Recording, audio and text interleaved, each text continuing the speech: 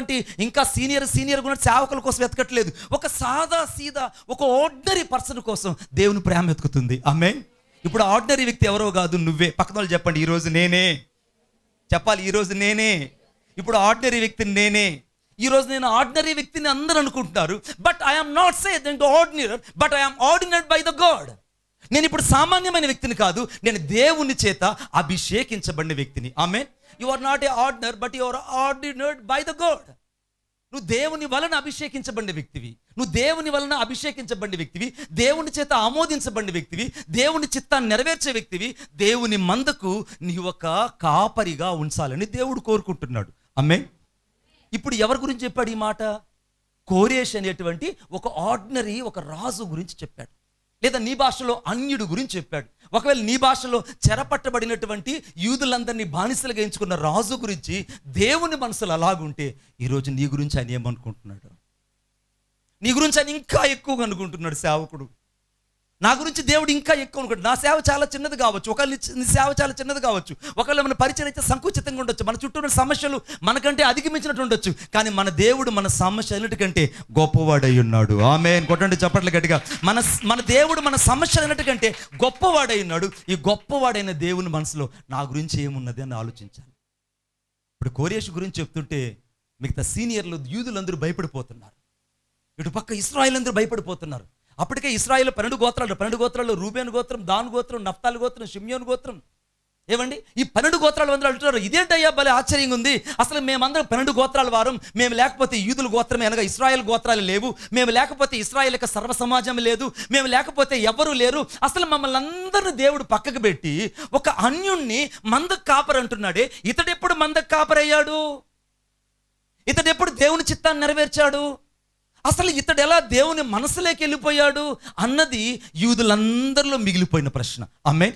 ఈరోజు నువ్వు ఇంటికి వెళ్ళగానే నీ గురించి ఎవరెవరైతే తప్పుగా అనుకున్నారో, నిన్ను గురించి ఎవరెవరైతే దూషించి మాట్లాడారో, నీ గురించి ఎవరైతే ఇప్పటి వరకు అపార్థం చేసుకుని నిందిస్తున్నారో, వారి అందరి ప్రశ్నలకు ఒక రాజరికమైన జవాబు నా యేసయ్య ఈరోజు నీకు ఇవ్వబోతున్నాడు. కొట్టండి చప్పట్లు గట్టిగా. ఒక రాజరికమైన జవాబుతో నువ్వు ఇక్కడి నుంచి వెళ్ళబోతున్నావు. ఒక రాజరికమైన జవాబుతో నువ్వు ఇక్కడి నుంచి వెళ్ళబోతున్నావు. ఆమేన్ చెప్పండి గట్టిగా. పక్కన వాళ్ళు చూద్దాం. ఇప్పుడు నేను ఒక రాజరికమైన జవాబుతో వెళ్ళబోతున్నాను. నేనైతే పరిశుద్ధాత్మ దేవునితో చెప్తున్నాను. నేను I'm going without the answer of the God I shall be go. నేను దేవుని యొక్క చిత్తాన్ని నెరవేర్చే వ్యక్తిగా, దేవుని యొక్క స్వరాన్ని వినే వ్యక్తిగా, దేవుని యొక్క స్వరూపతలకు మారే వ్యక్తిగా నువ్వు ఉండబోతున్నావు ఈరోజు. ఆమేన్. శాతాను నీ మాట నీకు దగ్గర చెప్పనీయుడు, నువ్వు చెప్పాలి ఈరోజు. అందరు నవ్వుతూ చెప్పండి, నేను దేవుని చిత్తాన్ని నెరవేర్చబోతున్నా. ఈరోజు దేవుని జవాబును పొందుకోబోతున్నా. దేవుని మనసులో నేను చోటు సంపాదించబోతున్నా. ఆమేన్. చదవండి నాతో పాటు ఇప్పుడు దయచేసి. ఇప్పుడు దేవుడు తన గురించి తాను ఏమనుకుంటాడు ఒకసారి అందరం వెళ్ళి బైబిల్లోకి వెళ్ళి చూద్దాం. Thank you Jesus. అందరూ బైబిల్ తీయాలని కోరుకుంటున్నాను. 2వ దినవృత్తాంతాల గ్రంథం 36. 2వ దినవృత్తాంతాల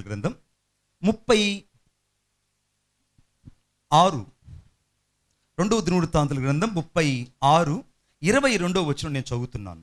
లేదా తీసిన వాళ్ళు ఎవరైనా చదివి సహాయం చేయండి.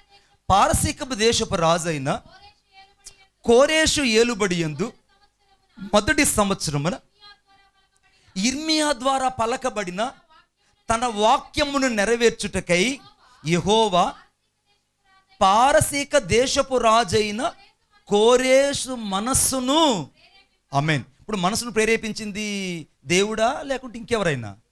మళ్ళా చెప్పాలి, ఇంకొకసారి చెప్పాలి. అన్యుడైన ఒక వ్యక్తి మనస్సును దేవుడు ప్రేరేపించడం ప్రారంభిస్తున్నాడు. ఈరోజు నువ్వు ఒక అన్యుడివే కావచ్చు, ఒక వెలివేయబడిన వ్యక్తివే కావచ్చు, ఒక తృణీకరించబడిన వ్యక్తి కావచ్చు, అందరి దగ్గర చాలా తక్కువ చేయబడిన వ్యక్తివే కావచ్చు, ఒకవేళ నీ పరిచర్య, నీ సంఘము, నీ సాక్ష్యం అన్ని విషయాల్లో ఇంకా తక్కువగా చేయబడిన వ్యక్తి కావచ్చు.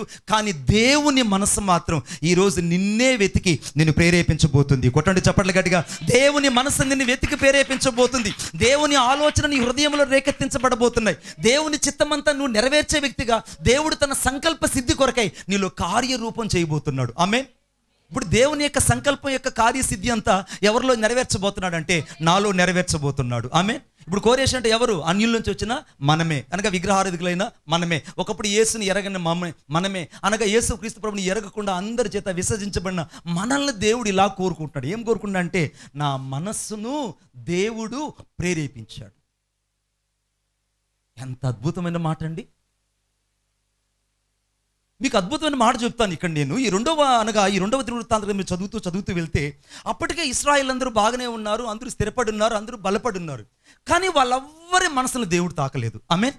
ఎవరి మనసును తాకాడా? ఎవరి మనసు తాకలేదు.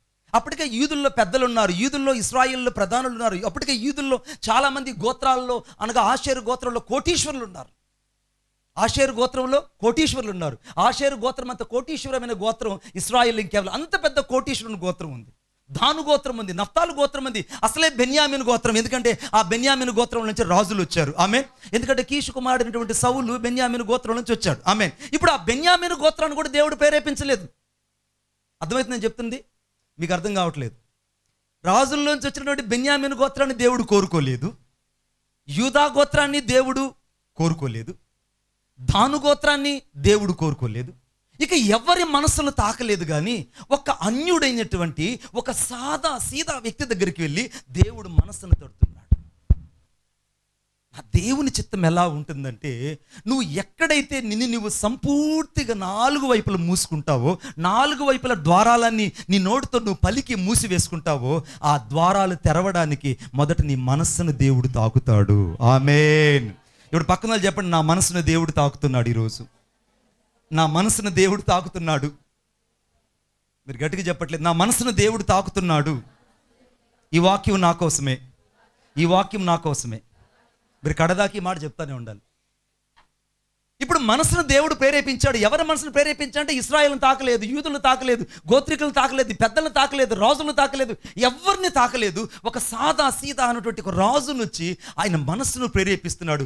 ఆ మనస్సు కూడా ఏంటంటే, ఇర్మియా ఏదైతే రాసి పెట్టాడో అది చేయాలని ప్రేరేపించాడు. ఆమేన్.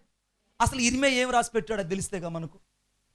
ఇర్మియా ఏమి రాసి పెట్టాడు నా సైజ్ చూడండి అందరూ ఒకసారి. ఇర్మియా యెరూషలేములో ఉన్నాడు. యెరూషలేములో ఇర్మియా ఉన్నప్పుడు యెరూషలేములో ఇర్మియా వెళ్ళి రాజుకు చెప్పాడు, రాజా, మన మీద ఒక నెబుకద్నెజరు రాజు వస్తాడు, ఆ రాజు మనందరిని చంపేయబోతున్నాడు, ఎవ్వరు ఇక బ్రతకము, నీవు బందీ అయిపోతావు, సిద్కియా రాజు బందీ అయిపోతాడు, ఈవెన్ ప్రతి ఒక్కరు చిన్న పిల్లలు మొదలుకొని పెద్దల వరకు, పురుషులు, స్త్రీలు, పిల్లలు అందరూ బందీలు అయిపోతారు, కనుగుడ్లు ఊడబెరకబడతాయి, సంకెళ్ళ చేత ఏడవబడతారు, ఈ దేశం అంతా శిథిలా వ్యవస్థలోకి వెళ్ళిపోతుంది అని ప్రవచించాడు. ప్రవచించగానే రాజు కోపం వచ్చి, రాజుతో ఉన్నటువంటి కొంతమంది అసిస్టెంట్ సేవకులు అప్పుడు కూడా ఉంటారు, ఆ రోజులు కూడా సేవకులు ఉన్నారు. ఇప్పుడు మనలాంటి వాళ్ళు కొంచెం సాలిడ్గా దేవుని కోసం బ్రతకాలనుకుంటే, ఇంకొంతమంది పైన మెరుగ్గలిగి బ్రతకాలనుకుంటున్నారు. అట్టివారు కూడా ఆ రోజుల్లో రాజుల దగ్గర నేనంటే, బాలే వాళ్ళండి, వాడు చెప్పేది అబద్ధం అండి అన్నారు. ఆమేన్. ఏమంటే, మేము ఇక్కడ యాజకులము, మేము ఇక్కడ యాజక వస్త్రాలు ధరించుకొని ఉన్నాము, మేము ఇక్కడ అధిపనిగా మేము నెలకి 20,000 30,000 రూపాయలు జీతాలు తీసుకుంటున్నాం, యెరూషలేములో యాజకత్వం చేస్తున్నాం, మాకు చెప్పని దేవుడు అలాగ బైపాస్ రోడ్లో వచ్చి ఇర్మియాకి ఎలా చెప్తాడు? కాబట్టి ఇర్మియా చెప్పేది అబద్ధం అని ఇర్మియాను తీసుకెళ్ళి అందరూ చూస్తుండగానే జైల్లో వేసేశారు. ఆ జైలు కూడా ఎక్కడంటే, రాజు కోట ఎక్కడైతే ఉంటుందో రాజు కోటకు ఎదురుగ్గా ఇర్మియా యొక్క జైలు ఉంది. ఆ జైల్లో ఇర్మియాను వేసేశారు. ఇర్మియాను ఆ జైలు గోడల్లో ఎలా ఉన్నాడంటే, ఇంత లోతు గుంతలో ఆ యొక్క చెరసాలలో ఇర్మియా మూలుగుతూ ఏడుస్తున్నాడు. ఈ లోపల ఒక యవనస్తుడు వచ్చి, ఇర్మియా నీకు ఒక విషయము, అక్కడ అనాతోత్, చెప్పండి నాతో పాటు అందరూ, అనాతోత్లో ఒక పొలం ఉంది, ఆ పొలం కొను అన్నాడు. ఏమన్నాడు? పొలం కొను అన్నాడు. ఇప్పుడు మనమైతే ఏమనుకుంటున్నాం, భలేవాడంటే నేనే చెరసాల్లో అయిపోయినా, నేనే ఇప్పుడు బందీ అయిపోయినా నాకెందుకయ్యా ఇప్పుడు ఆస్తులు గొడవ అంటారు.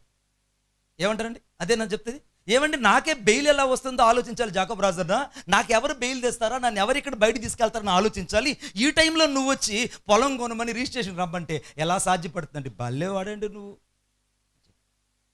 ఆ కుర్రోడు మళ్ళీ వచ్చి చెప్పాడు, లేదు ఇర్మియా, నువ్వు ఖచ్చితంగా ఆ పొలాన్ని కొనాల్సింది అనగానే ఇర్మియా దేవుని చిత్తాన్ని తెలుసుకొని ఆ పొలాన్ని కొన్నాడు. ఆమేన్. ఎక్కడి నుంచి కొన్నాడు? విలాసవంతంగా ఉన్నప్పుడు కొన్నాడా?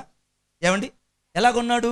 చెరసాలలో ఉన్నప్పుడు దేవుడు పొలము కొనడానికి తనకు సామర్థ్యతనిచ్చాడు. ఆమేన్. ఈరోజు నువ్వు కష్టాలలో ఉన్నావు, కన్నీళ్లలో ఉన్నావు, ఉపద్రవాలలో ఉన్నావు, చాలా ఇబ్బందుల్లో ఉన్నావు. అయితే నిన్ను దేవుడు కొనే వ్యక్తిగా ఉంచబోతున్నాడు. కొట్టండి చప్పట్లు గట్టిగా. ఇక్కడ దేవుడు నిన్ను కొనే వ్యక్తిగా ఉంచబోతున్నాడు. నువ్వు అమ్ముకునే వ్యక్తివి కాదు. కష్టాలలో ఉన్నప్పుడు ఉన్నాటిని తాకట్టు పెట్టి అమ్ముకోవడానికి దేవుడిని సేవకు పిలిచింది. కష్టాలలో ఉన్నప్పుడు ఉన్నాటిని పాడు చేసుకోవడానికి దేవుడిని పరిచయకి పిలిచింది. కష్టాలు ఉన్నప్పుడు వాళ్ళ సహాయం వీళ్ళ సహాయం కోసం పిలవడానికి కాదు. అప్పుడు కూడా నీ దగ్గర ఉన్న వాటితో కొనడానికే దేవుడు భూమి మీద పెట్టాడు. ఆమేన్. ఇప్పుడు అమ్మేవాళ్ళ కొనేవాళ్ళం మనం చెప్పాలి, పక్కన వాళ్ళు చెప్పాలి. అమ్మేవాడినా కొనేవాడినా? నేను కొనేవాడిని. సిస్టర్ మీరు కొనరా? ఏం కొనరా? విజయదశమికి అందరూ ఇక్కడ బోర్డు పెడుతుంటారు. ఏమని పెడుతుంటారు? ఈ యొక్క విజయదశమి టైంలో కొన్న వాళ్ళకి 40% రిబేట్ అని, 50% రిబేట్ అని. కష్టాలలో ఉన్న వారికి రిబేట్ ఇస్తారంటే ఎవరు కొంటారండి? ఆలోచించారు. కష్టాలలో ఉన్న వాళ్ళకి పైసా కూడా డబ్బులు లేకుండా ఉంటే, ఇర్మియా ఇంత ఇబ్బందుల్లో ఉంటే, ఆ ఇబ్బందుల్లో ఉన్న వ్యక్తి దగ్గరికి వెళ్ళి పొలం కొనమని రిజిస్ట్రేషన్ ఆఫీస్కి రమ్మని చెప్పారు. ఈ లోపల ఆ రిజిస్ట్రేషన్ వాళ్ళు ఏం చేశారంటే, అయ్యా అలాగనే ఇర్మియాకి ఇస్తాం. ఇర్మియా దగ్గర 30 వెండి నాణ్యాలకి 30 వెండి నాణ్యాలు చెప్పండి ఎంత కొన్నాడండి? 30 వెండి నాణ్యాలకి అనాతోత్ అనేటువంటి ఆ పొలాన్ని ఇర్మియా కొని ఇర్మియా పేరు మీద రిజిస్ట్రేషన్ చేశారు. ఆమెను చెప్పండి గట్టిగా. ఆ రిజిస్ట్రేషన్ సంతకం ఎక్కడ జరిగింది? చెరసాలలో జరిగింది. రిజిస్ట్రేషన్ అంతా ఎక్కడ జరిగిందండి? చెరసాలలో జరిగింది. చెరసాలలో ఉన్నప్పుడు రిజిస్ట్రేషన్ చేయడం చాలా అసాధ్యము. కానీ ఇర్మియా మాత్రం దేవుని చిత్తానికి లోబడి ఆ యొక్క చెరసాలలోనే అందరు ఇక్కడ రిజిస్ట్రేషన్ డాక్యుమెంట్స్ని సైన్ చేశాడు. రిజిస్ట్రేషన్ అయిపోయింది, అంతా అయిపోయింది. ఆమేన్. ఈ లోపల చూస్తూ ఉండగానే శత్రురాజైన నెబుకద్నెజరు వచ్చాడు. ఇశ్రాయేల్ అందరినీ ఇర్మియా ఎలాగైతే ప్రవచించాడో ఆ ప్రవచన అందరినీ పట్టుకొని వెళ్ళిపోయాడు. పెద్దల్ని, పిల్లల్ని, వృద్ధుల్ని అందరినీ పట్టుకొని ఈడ్చుకెళ్ళిపోయారు. ఇక ఈడ్చుకుపోయేటప్పటికి 2 రోజులు జరుగుతుందని అంటే ఇశ్రాయేల్ అందరూ చాలా తెలివైన వాళ్ళు. ఎలా అండి? ఇప్పుడు చాలా డ్రోన్ ఉందిగా, డ్రోన్ కంటే చాలా తెలివైన వాళ్ళు. వాళ్ళు ఏం చేశారంటే, అయ్యా మమ్మల్ని బానిసలు వచ్చి శత్రురాజు పట్టుకెళ్ళిపోతున్నాడు కాబట్టి మా ఆస్తులు అమ్మేస్తాం, కొనే వాళ్ళు ఎవరైనా ఉన్నారా అని అన్నారు. ఆ పక్కన వాళ్ళకి తన ఆస్తులు అమ్ముకునేశారు. ఎవరు? ఈ 12 గోత్రాల వారు. అందరూ జాగ్రత్తగా వినాలి. 12 గోత్రాల వాళ్ళు వాళ్ళ ఆస్తులన్నీ అమ్మేశారు. ఆమేన్. ఇప్పుడు 12 గోత్రాల వాళ్ళ ఆస్తులు అమ్మేస్తే జైల్లో ఉన్న వ్యక్తి మాత్రమే ఆస్తి కొన్నాడు. ఆమేన్ చెప్పండి గట్టిగా. కష్టాలలో ఉన్నవాడేమో ఆస్తి కొన్నాడు. బాగా సుఖంగా ఉండేవాళ్ళు, విలాసంగా ఉండేవాళ్ళు, సంతోషంగా ఉండేవాళ్ళు ఆస్తులు అమ్మేశారు. ఏంది ఆశ్చర్యం? అందరూ ఆస్తులు అమ్మేసి ఎక్కడోళ్ళక్కడు చెరలేకి వెళ్ళిపోయారు. వెళ్తా డబ్బు సంచులు కూడా మూట కట్టుకొని వెళ్ళిపోయారు. ఇర్మియా యొక్క వంశస్థులను కూడా పట్టుకొని వెళ్ళిపోయారు. ఇర్మియా యొక్క ఇంటి వారిని కూడా పట్టుకొని వెళ్ళిపోయారు. కొన్ని సంవత్సరాలు అయిపోయాయి. అందరూ బానిసలో మగ్గిపోతున్నారు. ఇర్మియా కాలం గతించింది. ఇక ఎక్కడ వాళ్ళు అక్కడ అందరూ కుప్పకూలిపోయారు. వాళ్ళు ఇక్కడ అమ్మి తీసుకున్న చెర ఆస్తులన్నీ కూడా అక్కడ ఖర్చు పెట్టుకొని అయిపోయాయి. ఇక వాళ్ళ దగ్గర చిల్లి పైసా లేదు. ఇశ్రాయేల్ దగ్గర అందరూ బానిసత్వంలో మగ్గిపోతున్నారు. అందరి జీవితాలు కరువైపోయాయి. అందరి జీవితాలన్నీ కాటకమైపోయాయి. ఈ పరిస్థితులలో దేవుడు కోరేషు మనస్సును ప్రేరేపించాడు. ఆమేన్ చెప్పండి గట్టిగా. ప్రేరేపించాడు. ఏమని ప్రేరేపించాడంటే, ఎవరికైతే యెరూషలేములో సొంత భూములు ఉన్నాయో వాళ్ళు ఇక్కడి నుంచి ఫ్రీగా వెళ్ళొచ్చు. కొట్టండి చప్పట్లు గట్టిగా, ఇంకా గట్టిగా. ఎవరికైతే సొంత భూములు యెరూషలేములో ఉన్నాయో, ఎవరికైతే సొంత ప్రాపర్టీ ఉందో వాళ్ళు ఇక్కడి నుంచి ఫ్రీగా వెళ్ళొచ్చు. వాళ్ళ కోసం మేము రథాలు ఏర్పాటు చేస్తాము, వాళ్ళ కోసం ఎక్స్పెన్సెస్ ఇస్తాము, వాళ్ళ కోసం టీఏడిఏ ఇస్తామన్నారు. ఆమేన్. ఇప్పుడు అందరికంటే ఎవరు వచ్చి ఉంటారు చెప్పండి? ఎవరు చెప్పండి? ఇర్మియా యొక్క కుటుంబస్తులందరూ వచ్చి లైన్లో నిలబడ్డారు. మిగిలిన 12 గోత్రాలు ఆశ్చర్యపోతున్నారు. ఇదేంటి ఆశ్చర్యము? మా అందరి ఆస్తులు పోగొట్టుకున్నాం, మేమందరం అమ్ముకునేసాము, కానీ వీళ్ళు మాత్రమే ఆస్తిని పోగొట్టుకోకుండా కాపాడుకున్నారు. ఆమేన్. కరువులో కొన్నారు వీళ్ళు. ఇప్పుడు రాజు ఏమని చదివాడు? ఇప్పుడు చదవండి. ఇప్పుడు అందుకే ఆ మాట నేను చదివిచ్చా. ఇప్పుడు చూడండి అందరూ ఒకసారి. అనగా 36వ అధ్యాయం 22వ వచనం. 2వ దినవృత్తాంతాలు 36:22. 36:22. పారసీక దేశపు కోరేషు ఏలుబడి ఎందు మొదటి సంవత్సరం ఇర్మియా ద్వారా పలుకుబడిన తన వాక్యము నెరవేర్చుటకై. ఏ వాక్యం నెరవేర్చడానికి? ఏదైతే ఇర్మియా డాక్యుమెంట్లో రాశాడో ఆ డాక్యుమెంట్ని తీసుకొని ఇప్పుడు ఇక్కడ ఈ రాజు చదువుతున్నాడు. ఆమేన్. ఇప్పుడు ఇర్మియా డాక్యుమెంట్ ఎవరి చేతికి వచ్చింది? చెప్పాలి బిడ్డ, ఎవరి చేతికి వచ్చింది? కోరేష్ చేతికి వచ్చి. ఎవరి చేతికి వచ్చింది? కోరేష్ చేతికి వచ్చి. ఇప్పుడు కోరేష్ చేతిలో ఏముందంటే ఇర్మియా డాక్యుమెంట్ ఉంది. అసలు ఆ డాక్యుమెంట్లో ఏముందంటే, ఎవరెవరికైతే యెరూషలేములో సొంత ఆస్తులు ఉన్నాయో, ఎవరెవరికైతే సొంత పిత్రాజీతం ఉందో వాళ్ళందరూ వెళ్ళడానికి నేను ఫ్రీగా వాళ్ళకి బస్సులు పెట్టాను అన్నాడు. ఆమేన్. ఇప్పుడు ఆ బస్సులు పెడితే 12 బస్సులు పెడితే 12 గోత్రాల వారికి ఒక్క గోత్రం కూడా ఎక్కలేదు. ఆమేన్ చెప్పండి గట్టిగా. ఒక్క గోత్రం కూడా ఎక్కలేదు. అందరూ బస్సులు ఖాళీగా ఉన్నాయి. అన్ని బస్సులు ఖాళీగా ఉన్నాయి. ఇశ్రాయేలీలు సిగ్గుపడిపోతున్నారు.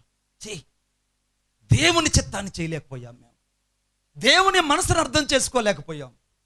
ఇప్పుడు మేము అక్కడ ఆస్తిని కానీ కొంచెం ఉంచుకొని ఉంటే, ఒకవేళ సెంటు భూమి ఉన్నా కూడా మేము తిరిగి వెళ్ళడానికి అర్హులము. ఆమెను చెప్పండి గట్టిగా. ఎంత కావాలండి? సెంటు భూమి ఉన్నా కూడా మేము అర్హులమే. ఆ రోజు మేము కేవలము ఈ బానిసలుగా బ్రతికిపోతాం జీవితాంతమని అమ్ముకొని వచ్చేసాం. కానీ ఒక్క అనాథుతు పొలం మాత్రం ఇర్మియా కొని ఉంచాడు. ఆమేన్. ఇప్పుడు ఇర్మియా ఇంటి వాళ్ళందరూ రథం మీద కూర్చున్నారు. రథం ఇలా పట్టుకోండి, అందరూ చేతులతో ఇలా పట్టుకోండి. అంతే కదా, పక్కన ఇలా పట్టుకుంటామండి. ఇలా పట్టుకొని అందరూ రథం మీద కూర్చున్నారు. ఇశ్రాయేలు చేతులు ఇట్లా జాచుంటారా, ఇట్లా జాచుంటారా? చెప్పండి. ఎట్లా చెప్పండి ఎట్లా చేస్తుంటారండి? ఎలా చండి? ఇర్మియా కుటుంబం మాత్రం రథాలు ఇలా చేత పట్టుకొని మేము రెడీ అయిపోయి ఇంక వెళ్ళిపోతున్నాం మా దేశానికి అంటున్నారు. మిగిలిన 12 గోత్రాల అందరూ మా బతుకులు ఇంతే అంటున్నారు. మా బతుకులు ఇంతే. ఈరోజు నా దేవుని ఉద్దేశం కష్టాలలో ఉన్నప్పుడు కూడా నేను ఒక దీవెనకరమైన వ్యక్తిగా ఉంచబోతున్నాడు. కొట్టండి చప్పట్లు గట్టిగా. నువ్వు నష్టాలలో ఉన్నా కూడా దేవుడు దీవెనకరంగా ఉంచబోతున్నాడు. నువ్వు కన్నీళ్ళలో ఉన్నా కూడా దేవుడు దీవెనకరంగా ఉంచబోతున్నాడు. నీ జీవితం అంతా కూడా శ్రమల కొలిమిలో ఉన్నా నేను కొనేవాడిగా దేవుడు ఉంచునుగాక. ఆమేన్. దేవుడిని కొనేవాడిగా ఉంచునుగాక. కష్టాలలో కూడా ఇతరుల ఆస్తులు నువ్వు కొందువుగాక. చెప్పండి గట్టిగా. ఆమేన్. ఇప్పుడు ఇర్మియా యొక్క వంశస్థులందరూ గుర్రాలెక్కి రథాలెక్కి ఇక మొత్తం సిద్ధపడి యెరూషలేము వైపు ప్రయాణం చేస్తుంటే ఇశ్రాయేలీలందరూ యూదులందరూ తలలు వంచి గుండెలు బాదుకుంటూ తల మీద దుమ్ము పోసుకొని ఏడుస్తున్నారు. ఒక రాజు మనసును దేవుడు ప్రేరేపించాడు. ఇర్మియా యొక్క ఆస్తికి తిరిగి స్వాతంత్రం చేసుకోవడానికి ఇశ్రాయేలుని పంపినట్టే నువ్వు కోల్పోయిన దాని కొరకే దేవుడు సిద్ధపరిచి పంపించబోతున్నాడు. కొట్టండి చప్పట్లు గట్టిగా. ఈరోజు నువ్వు ఏదైతే కోల్పోయావో, ఏదైతే నువ్వు పోగొట్టుకున్నావో, ఏదైతే నీ జీవితంలో సమస్తము శూన్యం అనుకున్నావో, ఇప్పుడు ఆ శూన్యంలోనికి నువ్వు స్వాతంత్రత కలిగి వెళ్ళబోతున్నావు. ఆమేన్ చెప్పండి గట్టిగా. స్వతంత్రించుకుని ఎలా వెళ్ళారండి ఇప్పుడు వాళ్ళందరూ? మనలాగా బిక్కు మొహాలు వేసుకొని, మనలాగా చాలా డల్లుగా, మనలాగా ఇక నవ్వకుండా చాలా బిగ తీసుకొని ఇలా వెళ్ళారా? లేకుంటే పోతే పట్టుకొని వెళ్ళారా? చెప్పండి. ఎట్లుంటారు చెప్పండి. ఎట్లుంటారండి మీరు? మీకు లేదా సంతోషం? మీకు లేదు. పక్కన వాళ్ళు చెప్పండి, నాకు ఈరోజు సంతోషం కలగబోతుంది. చెప్పండి గట్టిగా, నాకు సంతోషం కలగబోతుంది.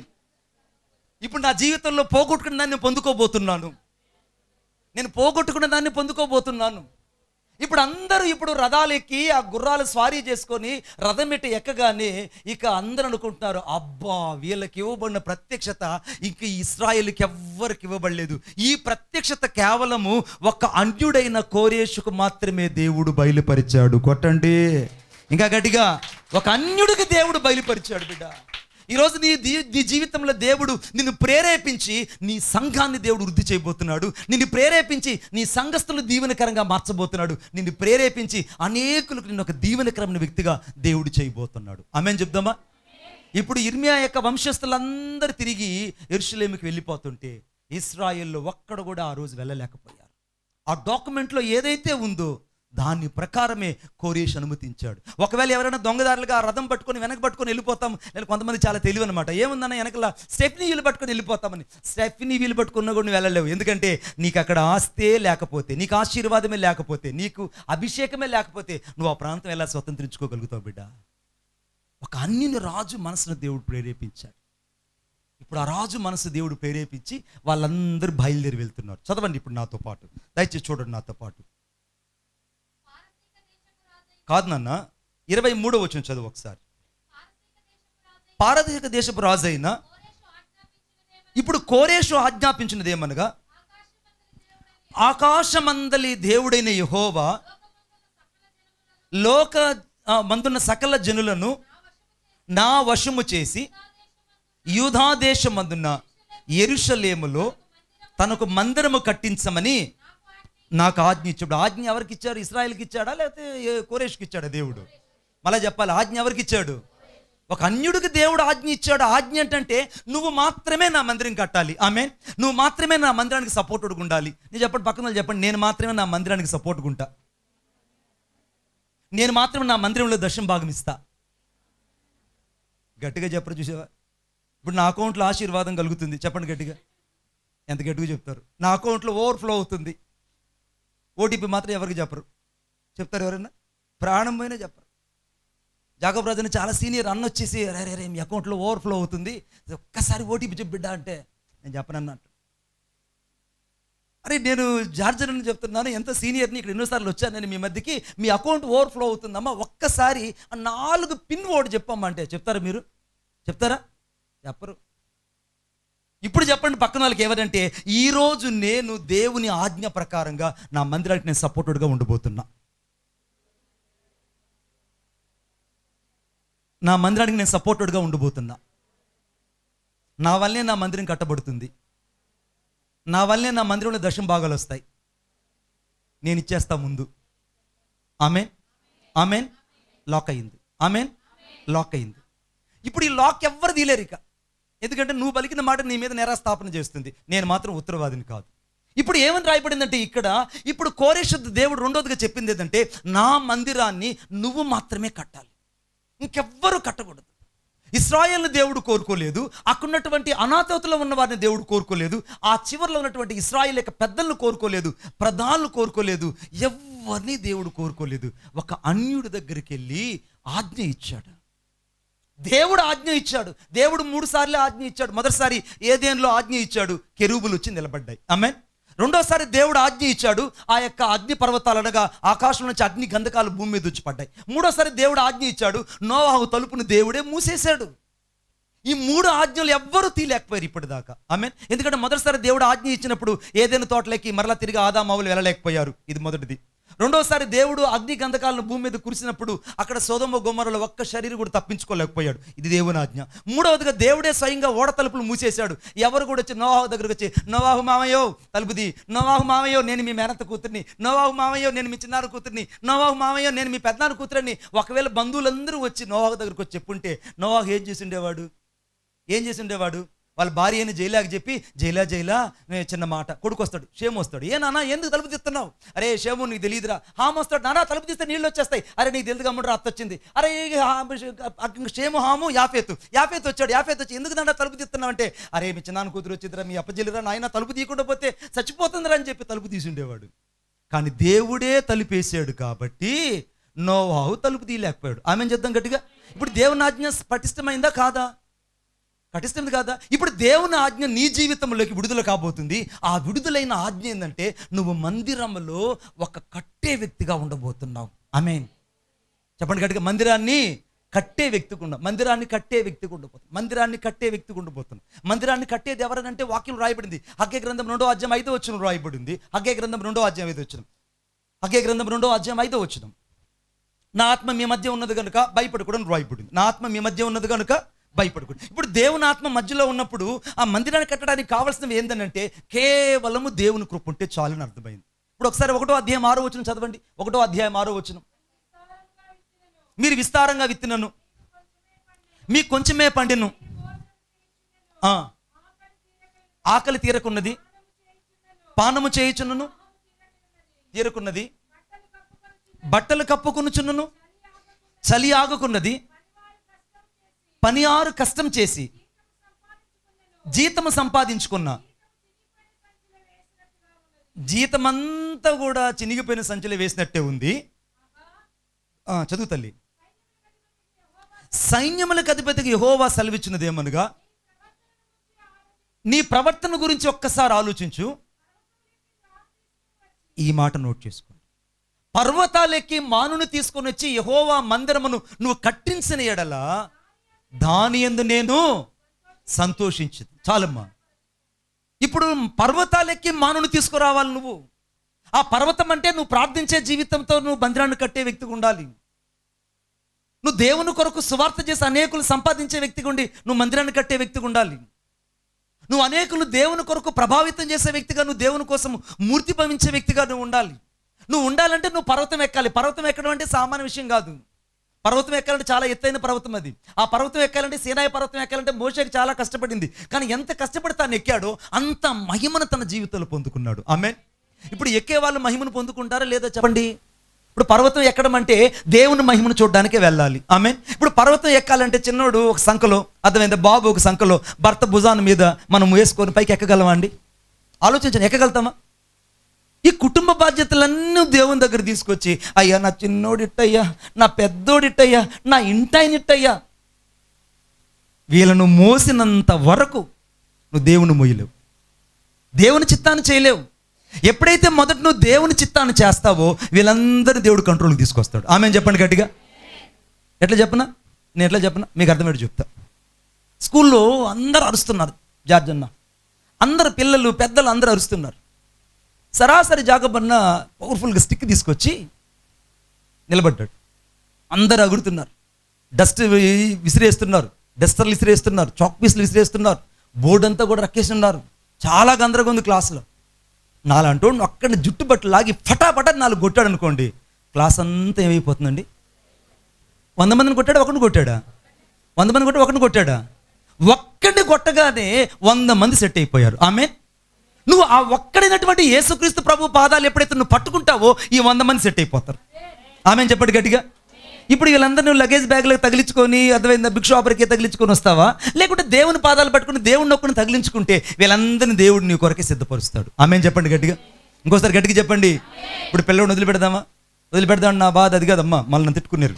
సో నా ఉద్దేశం ఏంటంటే వాళ్ళందరినీ మనసులో నుంచి వదిలిపెట్టాలి, దేవుని వాక్యాన్ని నువ్వు ఈరోజు నింపుకోవాలి. నువ్వు ఎప్పుడైతే దేవుని వాక్యాన్ని ఎక్కువగా నింపుకుంటావో నువ్వు పర్వతం ఎక్కుతావు. ఎప్పుడైతే దేవుని చిత్తాన్ని నెరవేరుస్తావో నువ్వు పర్వతంలో దేవుని మహిమను చూస్తావు. ఎప్పుడైతే నువ్వు దేవుని యొక్క చిత్తాన్ని నెరవేర్చడానికి నిన్ను సంపూర్తిగా అప్పగిస్తావో ఆ పర్వతంలో ఉన్నటువంటి దేవుని మహిమ నీకు మాత్రమే అర్థమవుతుంది. నీ ముఖమంతా ప్రకాశిస్తుంది. కొట్టండి చప్పట్లు గట్టిగా. నీ ముఖమంతా ప్రకాశిస్తుంది.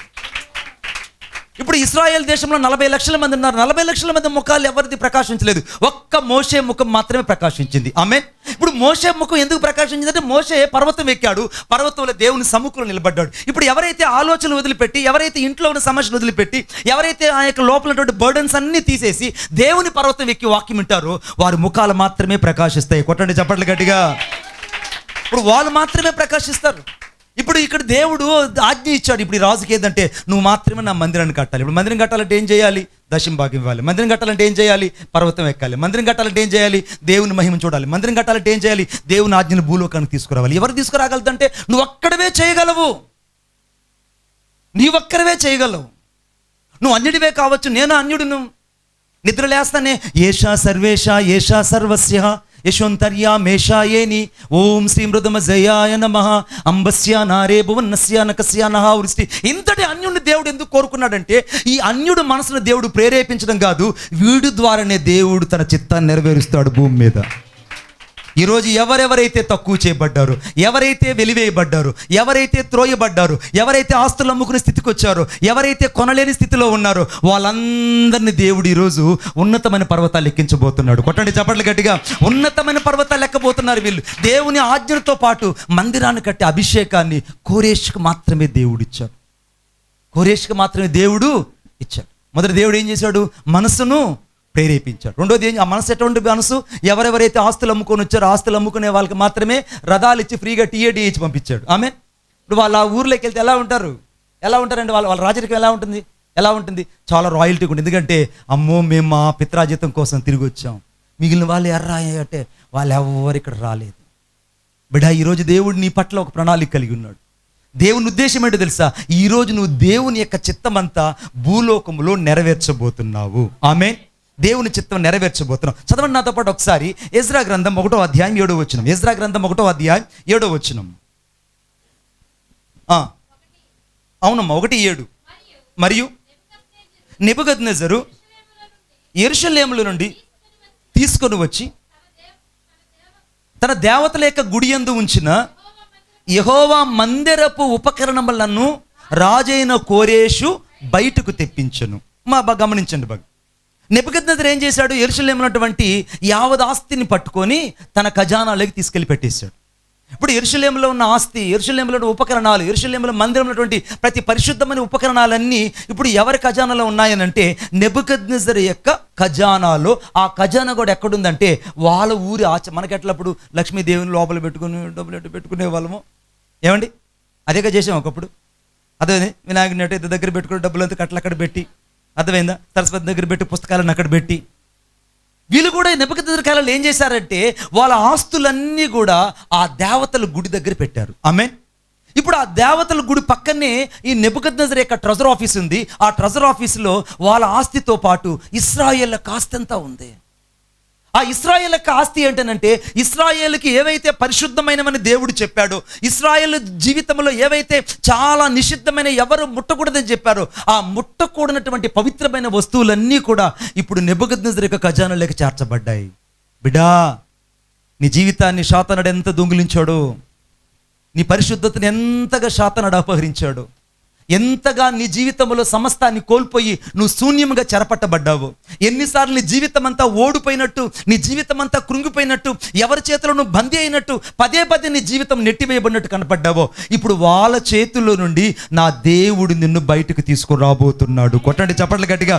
వాళ్ళ చేతుల్లో నుంచి బయటకు తీసుకురాబోతున్నాడు. ఇప్పుడు మూడవదిగా కోరేషుని దేవుడు ఏం చెప్తున్నాడంటే, కోరేషు దగ్గరకు వచ్చాడు. కోరేషు దగ్గరకు దేవుడు ఏం చెప్తున్నాడు?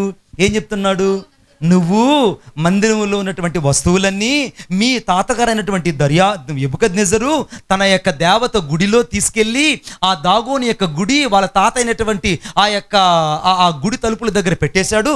ఆ గుడి లోపల దేవుని యొక్క ఉపకరణాలన్నీ ఉన్నాయి, వాటిని నువ్వు బయటకు తీసుకురా అన్నాడు. ఆమేన్ చెప్పండి గట్టిగా. ఇప్పుడు కొంచెం లోతులోకి వెళ్దామా? ఇప్పుడు బయటకు దమ్మని చెప్పింది వస్తువులు ఏంటంటే, దేవుని పరిశుద్ధతకు, దేవుని మందిరానికి సంబంధించినవన్నీ ఇప్పుడు కోరేషు మాత్రమే బయటికి తీసుకురాగలడు. ఆమేన్. ఇంకెవ్వరు బయటికి తీసుకురాలేరు. యూదులు తీసుకురాలేరు, పెద్దలు తీసుకురాలేరు, ప్రవక్తలు తీసుకురాలేరు, సీనియర్ తీసుకురాలేరు, జూనియర్ ఎవ్వరు తీసుకురాలేనిది ఒక అన్యుడైన రాజును దేవుడు దర్శించినప్పుడు, ఆ అన్యుడైన రాజు ఆ యొక్క దేవాలయంలోకి వెళ్ళి, ఆ దేవాలయపు గర్భగుడిలోకి వెళ్ళి, అక్కడ దాచబడిన ప్రతి మందిరపు వస్తువును బయటకు తీసుకొచ్చాడు. ఆమేన్. ఇప్పుడు వాక్యం ఏమైబడింది అక్కడ? ఎజ్రా గ్రంథం 1వ అధ్యాయం 7వ వచనంలో ఆ యొక్క మందిరపు ఉపకరణములను రాజైన కోరేషు బయటకు తెప్పించాడు. మళ్ళీ చెప్పండి, కోరేషు బయటకు తెచ్చాడు. ఇప్పుడు దాచబడినవన్నీ ఎవరి ద్వారా బయటకు వచ్చాయి? ఇప్పుడు నీ సంఘములో ఏవైతే దాచబడ్డాయో, ప్రేమ దాచబడి ఉంటే ప్రేమ నీ ద్వారా బయటకు రావాలి. ఆమేన్. ఒకవేళ అసూయ నీ ద్వారా దాచబడి ఉంటే అసూయ నీ ద్వారా పూర్తిగా ఈరోజు సంహరించబడాలి. ఒకవేళ నీ జీవితంలో ఏదైతే దేవుని కొరకు సంపూర్తిగా దాచబడి ఉన్నావో, ఆ దాచబడిన యావత్తు దేవుని కోసం తీసుకురావాలి. ఆమేన్. అంటే మీ ఆస్తులు తీసుకొచ్చి ఇవ్వమని కాదు నా ఉద్దేశం. ఏదైతే దేవునికి ఇవ్వలేకుండా ఇంకా నీలో దాచుకున్నావో, నువ్వు సమర్పణ దాచుకున్నావు, నీ సమర్పణ దేవునికి ఇవ్వకపోతే నష్టపోతావు. ఒకవేళ నీ సమయాన్ని దేవునికి ఇవ్వకుండా దాచుకున్నావు, నీ సమయాన్ని ఇవ్వకుండా దేవునికి దాచుకుంటే నష్టపోతావు. ఒకవేళ నీ జీవితంలో ప్రార్థనా సమయాన్ని దొంగిలిస్తూ వచ్చావు, నీ ప్రార్థనా సమయాన్ని బట్టి నువ్వు దేవుని దగ్గర దాచుకుంటూ వచ్చావు. ఇప్పుడు దాచుకున్నవన్నీ ఈ అన్యుడైన రాజు బయటకు తీసుకురావడానికి ఇష్టపడ్డాడు. ఆమేన్ చెప్పండి గట్టిగా. ఇప్పుడు పక్కన వాళ్ళకి చెప్పండి, ఈ వాక్యం నా కోసమే. మీరు చెప్పట్లేదు, ఈ వాక్యం నా కోసమే. నేను చెప్తున్నా, ఈ వాక్యం నా కోసమే. ఇప్పుడు దాచబడినవన్నీ ఇప్పుడు బయటికి ఎవరి ద్వారా దేవుడు తెప్పించాడంటే, కోరేషు ద్వారా బయటకు తెచ్చాడు. ఇప్పుడు ఆ కోరేషు ఎవరంటే ఒక అన్యుడు, ఒక పారసిక రాజు, అంతకంటే ఎక్కువగా గర్వపు రాజుల్లో ఒకడైన వ్యక్తి. ఈరోజు నీ జీవితంలో ఏ పేరైనా నీకు లోకం పెట్టుండొచ్చు, ఒకవేళ నీ బంధువులని ఎలాగైనా మాట్లాడొచ్చు, ఒకవేళ అనేకసార్లు సంఘం నేను అర్థం చేసుకోకపోవచ్చు, కానీ ఈరోజు నీలో దాచబడినవన్నీ దేవుని కోసం నువ్వు బయటకు తీసుకురావాలి. ఆమేన్. ఒకవేళ తలాంతులు నీలో దాచబడ్డాయా, తలాంతులు బయటకు తీసుకొని రా. ఆమేన్ చెప్పండి గట్టిగా. తలాంతులు నీలో దాచబడ్డాయి, తలాంతులు బయటకు తీసుకురా. ఒకవేళ నువ్వు పాట పాడలేవు, నువ్వు పాట పాడితే అందరూ వెళ్ళిపోతారు అనుకో. నువ్వు పాట పాడితే అందరూ వెళ్ళిపోయి వాళ్ళ దగ్గరికి వెళ్ళి, నేను పాట పాడినక్క, నువ్వే పాట పాడి నేను వింటానన్నా అనుకోండి, వాళ్ళ మనసు మారుతుందా? చెప్పండి, మారుతుందా లేదా? సరే, నువ్వు ఎప్పుడు ఆకులు తీయకుండా వెళ్ళిపోతున్నావు. అంటే చర్చిలో చేపలు తీయకుండా వెళ్ళిపోయే వ్యక్తివి ఆ చేపలు తీసే దగ్గర వెళ్ళి, అక్క ఎప్పుడు నువ్వు తీస్తున్నావు, నువ్వు తీకు, నేను తీస్తాను నుండు ఈరోజు అని చెప్పి ఆ చెల్లిని అలా పక్కకు జరిపి నువ్వు చేప తీసి అక్కడ పక్కకు పెట్టావు అనుకోండి, ఆమె ఏమనుకుంటుంది?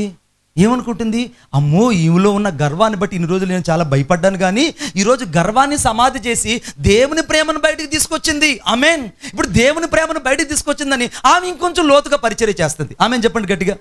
అందరూ వచ్చిపోయే వాళ్ళే, కానీ ఎవరు బాత్రూమ్ దగ్గరికి వెళ్ళరు అనుకోండి. ఎందుకు వెళ్ళరు? వెళ్ళరు. కానీ వెళ్ళనటువంటి వీళ్ళు, నువ్వు మాత్రమే ఆ గోల్డ్ బ్యాంగిల్స్ వెనక జరిపి, నువ్వు మాత్రమే ఫెనాయిల్ తీసుకొని, నువ్వు మాత్రమే వెళ్ళి ఎటుని గడుగుతూ ఉంటే ఒక సాదాసీదా వ్యక్తి చూసింది అనుకోండి, ఆ వ్యక్తి ఏమనుకుంటుంది అప్పుడు?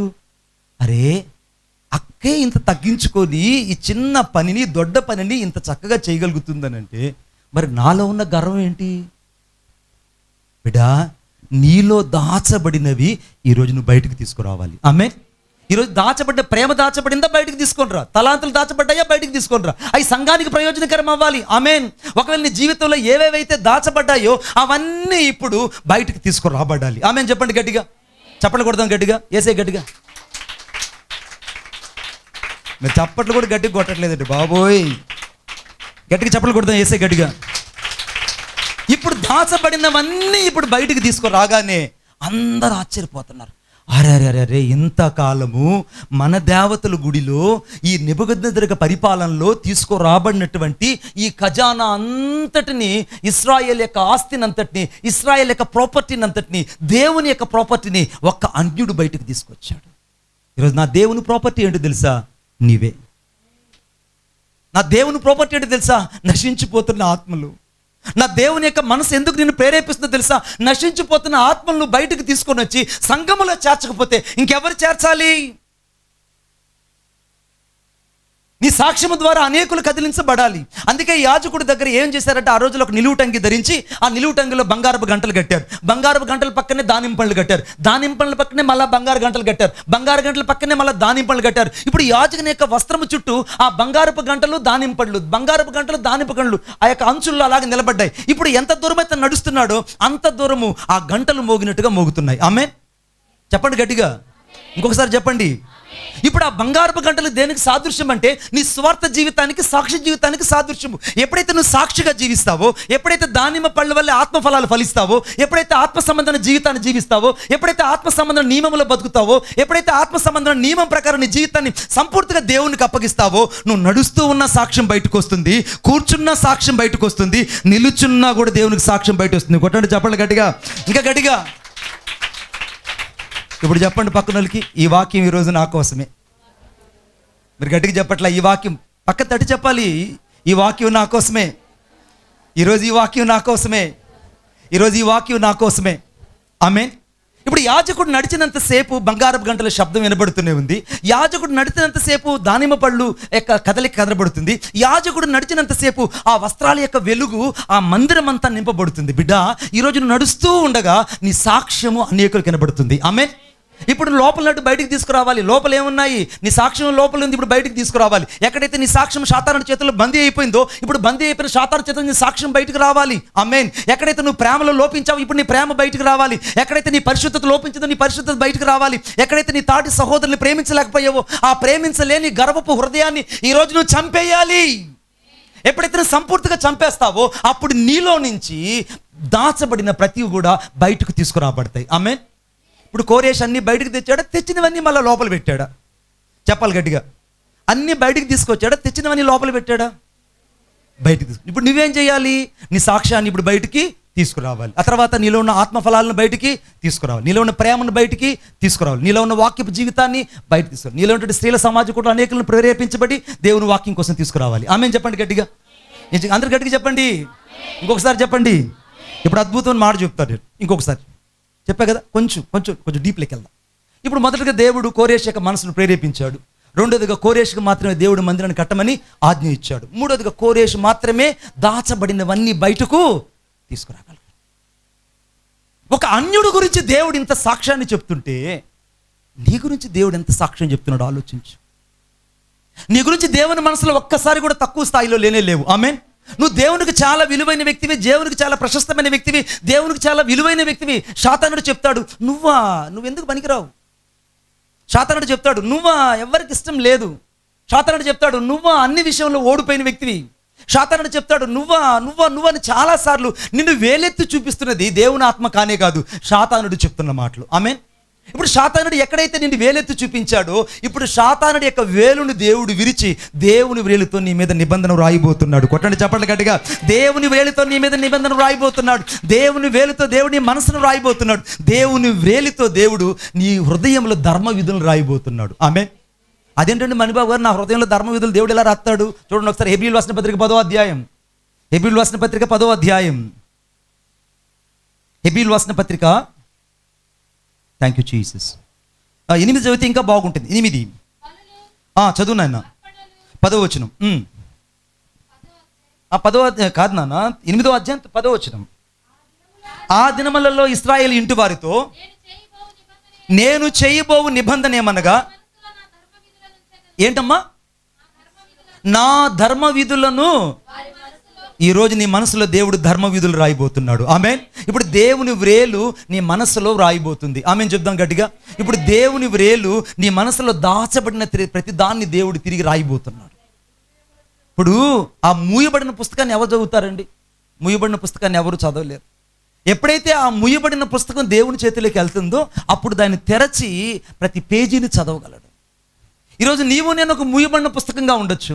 ఒకవేళ నీవు నేను చాలాసార్లు దేవునికి అర్థం కాని వ్యక్తే కావచ్చు. కానీ దేవుని వాక్యం చెప్తుంది, నా వేలితో నీ మనసులో నా ధర్మ విధులు రాయిపోతున్నా. ఆమేన్. నీ హృదయం మీద వాటిని నేను రాస్తాను. నేను మీకు దేవుడు అయి ఉంటాను, మీరు నాకు ప్రజలై ఉంటారు. ఎంత నిబంధన కలిగింది ఇక్కడ. ఇప్పుడు ఎవరైతే దేవునికి అనగా లోపల దాచబడినవన్నీ బయటకు తెస్తారో దేవుడు ఇప్పుడు వాళ్ళ చేత్తో దేవుని చేత్తో ఏమి రాస్తాడు? ధర్మ విధులు రాస్తాడు. వారిని దేవుడు దీవెనకరంగా చేస్తాడు. దేవుడు వారిని అనేకులకు ఆశీర్వాదకరంగా చేస్తాడు. దేవుడు వారి కుటుంబాన్ని దీవెనకరంగా మార్చేయడం ప్రారంభిస్తాడు. ఆమె చెప్దాం గట్టిగా. ఇంకొకసారి చెప్దామా?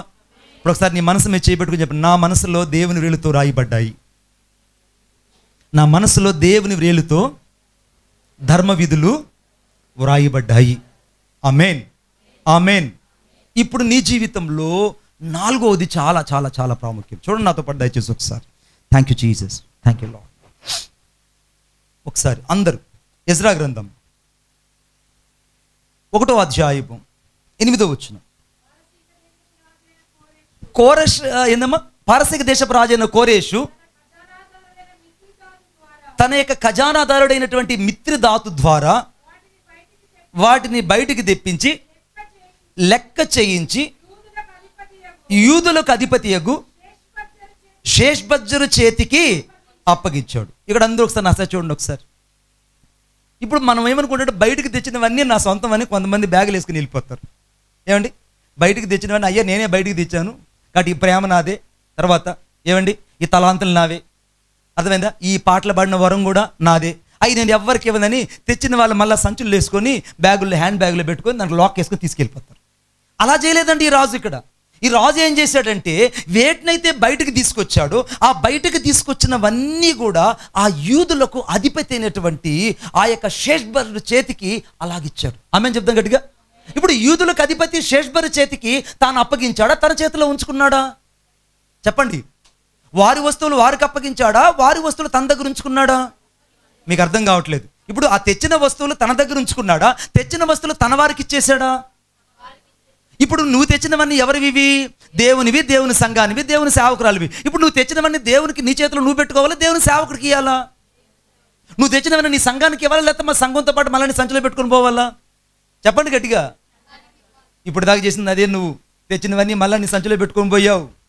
ఇప్పుడు దాకా ఏవేవైతే నువ్వు తెచ్చావన్నీ మళ్ళీ నీ హ్యాండ్ బ్యాగ్లు వేసుకొని అద్దం దాని లోపల పెట్టుకొని దువ్వుని దానిలో పెట్టుకొని మూతేసుకొని వెళ్ళిపోయావు.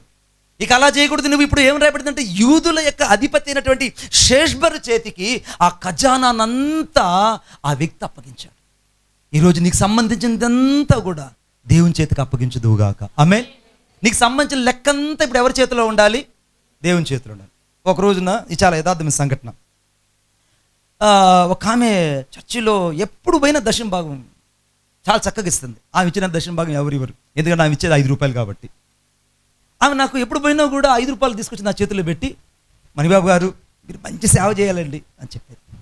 ఆమె పేరు మిరియాము. ఆమె కోరి పెట్టుకునింది ఆ పేరు.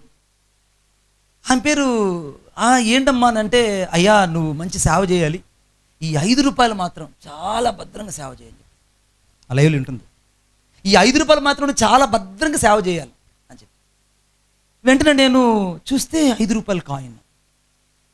సరేనవ్వా, అలాగే సేవ చేస్తానవ్వా, చేస్తానవ్వా సేవ. ఈ వెంటనే 5 రూపాయలు పెట్టుకొని ఎప్పుడు ఇంటికి పోయినా ఆమె 5 రూపాయలు తప్ప నాకు ఎక్కువ కానుకిచ్చేది కాదు.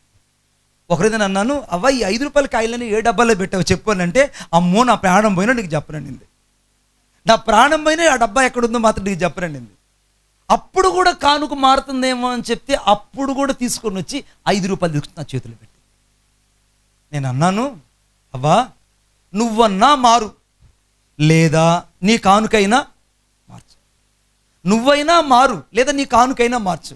నువ్వు అప్పుడిచ్చినే కానుక ఇప్పుడు ఇచ్చావనుకో, అప్పుడిచ్చిన ఆశీర్వాదం దేవుడు మరలా నీకు ఇచ్చాడు అనుకో, అంటే అప్పుడు దేవుడు కొంచెం దీవించాడు, ఆ కొంచెంలోనే నువ్వు అలాగనే ఉన్నావు అనుకో, నీకు అభివృద్ధి కనపడదు. ఆమేన్. నీ జీవితంలో ఏ యొక్క అభివృద్ధిని దేవుడు కోరుకోనలేదనుకో, నీ జీవితం అంతా శూన్యమైపోతుంది. కాబట్టి ఒకసారి ఆలోచించానంటే, నువ్వు ఎన్నన్నా చెప్పయ్యా, నేను మాత్రం నా కానుకను మార్చను అనింది. నేను ఆమేనన్నా. నేనేమన్నానండి? ఆమేనన్నా. చాలామందికి ఆమేన్ అంటే చాలా సరదాగా ఉంటుంది, దాని పరిణామం ఎంత భయంకరం అంత భయంకరంగా ఉంటుంది. ఇప్పుడు ఆమేనన్నా, నిన్నను ఆమేనన్నా నేను కూడా. అయిపోయింది. సరిగ్గా ఒకరోజు 2 వారాలు చర్చికి రాలే ఈమె. ఏదిరా మిరియాం అవ్వ చర్చికి రాలేదని చెప్పి నేను ఒకరోజు హౌస్ విజిటింగ్కి వెళ్తే ఇంట్లో చాలా దిగాలుగా కూర్చొని, సరిగ్గా అవ్వటైతే ఆ యొక్క పైటి కొంగు తల మీద వేసుకొని బుగ్గను చేయబట్టుకొని చాలా విచారంగా దిగులుగా కూర్చొని, నేను అనుకున్నాను దొరికిందిరా ఈరోజు అనుకొని పక్కకు కూర్చొని, ఏంటవ్వా ఏంటి ఇంత విచారంగా ఉన్నా అన్న. ఏమి లేదు నాయన, మా ఇంటి ముందుకి ఒక బండి వచ్చింది. ఏం బండి వచ్చింది? బియ్యం బస్తాలు అమ్మే బండి వచ్చింది. ఆ బియ్యం బస్తాలు అమ్మేవాడు ఏం చేశాడు, అమ్మ నా దగ్గర మసూరాలు బియ్యం ఉన్నాయి, కేవలం నేను 1000 రూపాయలకు ఒక్కొక్క బస్తా ఇస్తా, నువ్వు తీసేసుకో అమ్మా, ఎందుకంటే ఇది చాలా కఠినమైన రోజులు రాబోతున్నాయి కాబట్టి నువ్వు తీసేసుకో. వాటేమో ఏమో కానీ వీళ్ళ ఇంటి ముందున్న దేవుని వాక్యాలు వాడు చూసి, నేను కూడా దేవుడిని నమ్ముకున్నానమ్మా కాబట్టి దేవుడే నాకు చెప్పాడు నీకు 1000 రూపాయలకి ఇవ్వమని అన్న. ఈమె ఆశ్చర్యపోయింది. అదేంటయ్యా 2500 రూపాయల బస్తా నా దానికోసం, నాలాంటి వ్యక్తి కోసం దేవుడు నిన్ను పంపించాడా? 1000 రూపాయలకి ఇచ్చేస్తావని అంటే, అవునమ్మా దేవుడు నాకు చెప్పాడు నీకు 1000 రూపాయలకి ఇవ్వమని అన్నాడు. ఆమె అన్నది 1000 రూపాయలకి అయితే కుదరదు, 500కి ఇస్తావా? ఏమనిందండి? కొంతమంది భలే ఆడతారు బేరం. వాళ్ళ స్వభావాలు ఎక్కడ కనపడతాయంటే మార్కెట్లో కనపడతాయి. 5 రూపాయలకి ఇస్తావా, 500కి ఇస్తావా అడిగింది. వాడు అన్నాడు, నా ప్రాణం పోయినా ఇక్కిని అన్నాడు. నువ్వు ఇస్తే ఇవ్వు, 500కి ఇస్తావు ఇవ్వననింది. వెంటనే 500 రూపాయల కోసం ఆ బేరం కుదిరింది. 4 బస్తాలు ఇంటి నుంచి కిందకి దించాడు బండిలో నుంచి. ముస్లాం చాలా తెలివైన, చాలా తెలివైన. నేను బైబిల్ వాక్యం ఉంటారుగా, వాక్యం ఉందో మాకు తెలివి ఉంటుంది. అయ్యా నేను నిన్ను నమ్మను, అన్నిటికీ మూతులు ఇప్పావంటే అప్పుడు నేను నమ్ముతాననింది. మూతులు చెక్ చేయాలిగా, ఇవి చెకింగ్ ఆఫీసర్. ఇప్పుడు చెకింగ్ ఆఫీసరు ఆ మూతలన్నీ ఇప్పారు. మూతలు ఇప్పగానే ఈమె ఆ బియ్యం పట్టుకొని చూడగానే అన్నీ మసూరాలు బియ్యమే. 4 మూటలు ఇప్పింది. 4 మూటలు మసూరాలు బియ్యమే. ఇట్ట కాదని చెప్పి చెయ్యి ఇంత లోతుకు బానిచ్చి బయటకు తీసింది. బయటకు తీసినా కూడా మళ్ళీ మసూరాలు బియ్యమే. అమ్మో దేవుడే నా దగ్గరకు పంపించాడు, హల్లెలూయా, దేవుడే నా దగ్గర పంపించాడని ఆనందానికి పట్టని ఆనందాలు లేవు. ఆమె లెక్కలు వేసుకుంటున్నామి. ఇప్పుడు 25 కేజీలు 25 కేజీలు అనుకోండి, దాదాపు 100 కేజీలు. ఈ కింటా బియ్యం నేను దాదాపు 6 నెలలు తినేస్తా. ఆమెన్. 6 నెలలు 7 నెలలు నేను ముసలోడు ఇద్దరు కలిసి తినేస్తాం. ఇక మాకు దిగులే లేదనుకొని లోపలన్నీ మళ్ళా మూటలు గుట్టించుకొని లోపలేసింది. సరిగ్గా మొదట మూట ఇప్పింది, 2-3 రోజులు వాడుకునింది. మసూరాలు బియ్యమే వస్తున్నాయి. మూడో రోజుకి రాగానే లోపల నుంచి రేషన్ బియ్యం వచ్చాయి. అరే రేషన్ బియ్యం వచ్చాయి ఏందని చూస్తే అన్నీ రేషన్ బియ్యమే.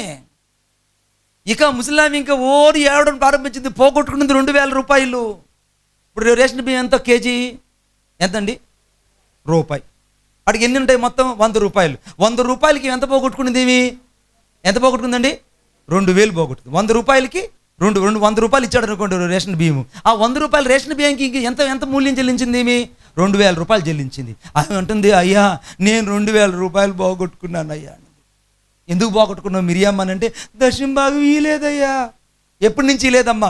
దాదాపు నేను 8 ఏళ్ళు లేదయ్యా. 8 ఏళ్ళు 40 మొత్తం లెక్కేసుకు 8 రూపాయలు చొప్పున 8 నెలలకి 5 రూపాయలు చొప్పున లెక్కేసుకుంటే ఎంత అయిందండి? లెక్కలు బాగొచ్చుగా మీకు. నా దేవుడు లెక్కగట్టి నీ దగ్గర తీసుకుంటాడు. నేను నిజం చెప్తున్నా. నువ్వు దేవుని యొక్క ధనాన్ని ఎంత దొంగిలిస్తావో దొంగిలించు, ఆయనకి బాగా లెక్కలు తెలుసు. ఆమెన్. ఆయన అకౌంటబిలిటీ గాడ్. ఆయన నా దేవుడు ఎవరండి? అకౌంటబిలిటీ. ప్రతి దానికి లెక్క ఆయన చేతిలో ఉంది. మాటలకి లెక్క ఉంది. ఇంక నేను చెప్తూ పోతే చాలా దూరం వెళ్ళిపోతుంది. మాటలకి లెక్క ఉంది, అదే నీ చూపులకి లెక్క ఉంది, నీ హృదయానికి లెక్క ఉంది, నీ తలంపులు లెక్క ఉంది. ప్రతి దానికి దేవుని దగ్గర ఒక లెక్క ఉన్నది. ఆ లెక్కంతా కూడగట్టి ఒకరోజు నీకు అకౌంట్ వేసాడు అనుకోండి, ఇక్కడ ఉంటామండి, ఏ రమేష్ హాస్పిటల్లో ఉంటావు, అర్థమవుతుందా? ఏ అపోలో హాస్పిటల్లోనే ఉంటావు, లేకపోతే ఏ ఇబ్బందులు పడి ఎక్కడో ఉంటావు. ఇవన్నీ నీకు జరగకూడదంటే ఇప్పుడు దేవుని యొక్క అధిపతి చేతికి దేవుని ధనం వెళ్ళిపోవాలా లేదా చెప్పండి, గట్టిగా చెప్పండి, ఇంకొకసారి చెప్పండి. ఇప్పుడు దేవుని ధనం దేవుని బిడ్డల చేతిలోకి వెళ్ళాలా, నీ చేతిలో ఉండాలా? ఇప్పుడు ఆ యొక్క యూదుల యొక్క అధిపతి అయినటువంటి ఆ యొక్క షేష్బరి చేతికి ఆ సంపాదించినటువంటి ఆ యొక్క దాచబడిన ధనమంతా అతని చేతిలోకి వెళ్ళిందా? కోరేష్ దాచిపెట్టుకున్నాడా? ఏం చేశాడు చెప్పండి? కోరేషు యెష్బెరు చేతికి సమస్తాన్ని ఇచ్చేశాడు. నువ్వైతే మాత్రం నీ దగ్గరే దాచిపెట్టుకుంటావు. ఒక అన్యుడుకుంది ఇంత రోషం. ఒక అన్యుడు ఈ రోజు మన మధ్యలో నిలబడి ఒక ప్రసంగం చేస్తున్నాడు. ఏమని ప్రసంగం చేస్తున్నాడంటే, అయ్యా నేను ఒక రాజుని, నేను ఆ సంపదనంతా బయటకు తీసుకొచ్చి నా చేతిలో ఉంచుకోలేదయ్యా, నా దేవుని ధనాన్ని నా దేవుని బిడ్డల చేతికే చేర్చాను అన్నాడు. కొట్టండి చప్పట్లు గట్టిగా, ఇంకా గట్టిగా. నా దేవుని ధనాన్ని నా దేవుని బిడ్డల చేతికే ఇచ్చాను. ఇతడు దేవునికి లెక్క అప్పచెప్పిన వాడుగా ఉన్నాడు. సో నాతోపాటు అందరూ పునర్పరిశీలనకి వెళ్దామా? మొదటిగా దేవుని మనసును, దేవుడు తన మనసును ప్రేరేపించాడు. రెండవదిగా తన మందిరాన్ని కట్టడానికి ఇతడు మాత్రమే ఆజ్ఞను పొందిన వ్యక్తిగా ఉన్నాడు. మూడవదిగా తన మందిర ఉపకరణములన్నింటిని కూడా బయటికి, అంటే దాచబడినవి బయటికి తీసుకొచ్చిన వ్యక్తిగా ఉన్నాడు. నాలుగవదిగా దాచబడినవన్నీ తిరిగి మళ్ళా దేవుని బిడ్డల చేతికి అప్పగించిన వ్యక్తిగా ఉన్నాడు. ఎంత అద్భుతమైనది ఒక అన్యుడి దగ్గర నుంచి ఒక పాఠం. మనమైతే కేవలం చాలాసార్లు అన్నీ మన దగ్గరే దాచుకుంటూ, అన్నీ మన దగ్గరే ఉంచుకుంటూ, అన్నీ మనమే ఉండాలి, మన పిల్లలే ఉండాలి, మనమే ఉండాలనుకుంటుంటాం. కానీ అదిగా దేవుని ఉద్దేశం. దేవునికి ఒక ప్రణాళిక ఉంది నీ పట్ల. ఈ ఉపవాస ప్రార్థన ఎందుకో తెలుసా? చూడండి నాతో పాటు దయచేసి. ఎజ్రా గ్రంథం 6వ అధ్యాయం 3వ వచనం. ఎజ్రా గ్రంథం 6వ అధ్యాయం 3వ వచనం. 3వ వచనం. రాజైన కోరేషు ఏలుబడిలో మొదటి సంవత్సరం మందు అతడు యెరూషలేములో ఉండు దేవుని మందిరమును గూర్చి నిర్ణయించినది బలులు అర్పించదగిన స్థలముగా మందిరము కట్టింపబడవలను, దాని పునాదులు గట్టిగా వేయబడాలి. ఆమేన్. ఇతని ఉద్దేశం అంటే మందిరము స్థిరపరచబడాలి, రాజ్యము స్థిరపరచబడాలని కోరుకోవాలి ఈ వ్యక్తి.